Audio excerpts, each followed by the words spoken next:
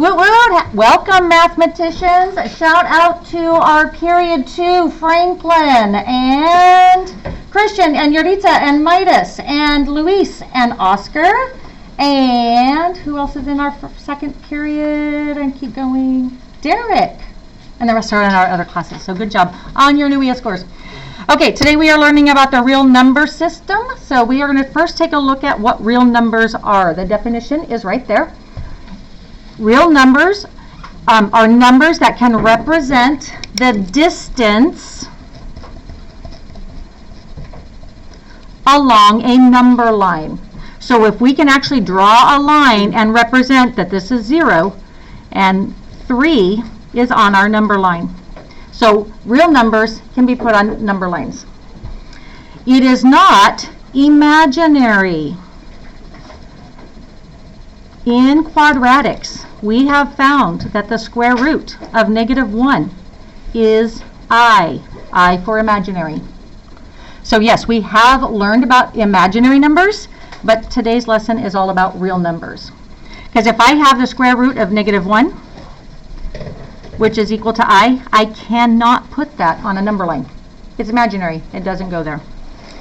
Okay, so some examples of real numbers. We've got 0, -2, 10.5. So notice I have integers. I have decimals. The fraction 1/2 is a real number. A repeating decimal, 0.3153 means it goes off into infinity. 2.4 repeating. Even pi is a real number.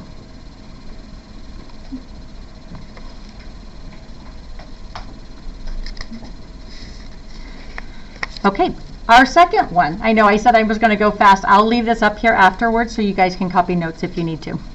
Okay, irrational numbers. Irrational numbers are the, what do we call them, Mrs. Torres? Irrational numbers? They weren't following the rules, right? Oh, yeah. Yeah. A real number that cannot be made by dividing two integers.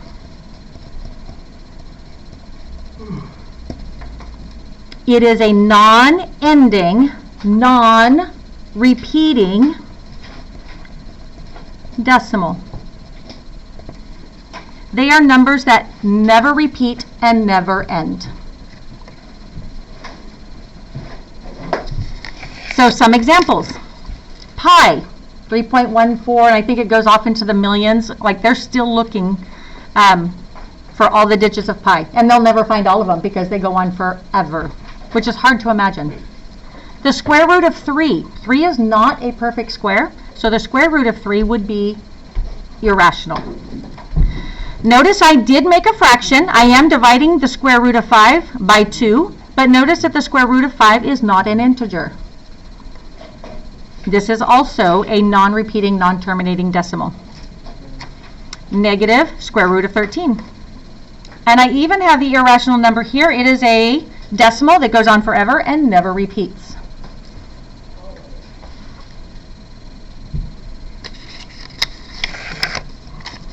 Okay, we have rational numbers. Rational numbers, they are real numbers that can be made by dividing two integers. And what mathematicians do is they actually show it with variables. If you can take A and divide it by B, then it's rational. Okay? So if you can write it as a fraction with integer in the numerator, integer in the denominator, it is rational. And I gave you several types over here. I'm not going to talk about all of them. We actually have them in your notebook. Mrs. Torres had done a cute little map with you guys. But notice that all of these rational numbers are fractions. They're decimals. They're integers. They're negatives. They're positives. But all of them at some point repeat or can be turned into a fraction. So what we're going to do, first lesson, really is to come down here and just name them. So this one will take just a couple of minutes. If I have a -12, what is a -12? Well, is it real? Is it irrational? Or is it rational? It can be more than one. So notice that -12 is a real number. because I have negatives. So it is an R for real. It is not irrational because I can turn negative 12 into a fraction. So it's not irrational, it is rational. Rational, there we go, RA. Since negative 12 is a negative number, it is also an integer. It is not a whole number because whole numbers don't have negatives, and it's not a counting number because counting numbers also are not negative. The square root of 7. Is that a perfect square? Well, if you don't know what your perfect squares are, here they are. 1, because 1 times 1 is 1. 2 times 2 is 4. 3 times 3 is 9. 4 times 4 is 16. 5 times 5 is 25. 6 times 6 is 36. These are our perfect squares. Hopefully this is review, but if you need to, write it down.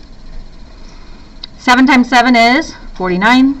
8 times 8 is 64. 9 times 9 is 81. 10 times 10 is 100, and you should know up to 11 times 11 is 121, and 12 times 12 is 144. I do not think you'll need to know them that high for today, but these are your square numbers. So I'm looking at this 7. This 7 is not a perfect square, so this is irrational. It is also a real number, because I can put that on a number line, but it is irrational. Okay, number 3. I have an A over B. I have a fraction, so this is going to be a real number. It is going to be rational. And notice if that's it. It's not an integer because it's not a whole number.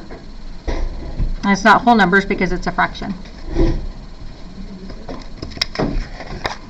Okay, take a minute, do number 4, 5, and 6, and then I'll go over the answers in just a minute. But I'm going to pause this, and then you guys start.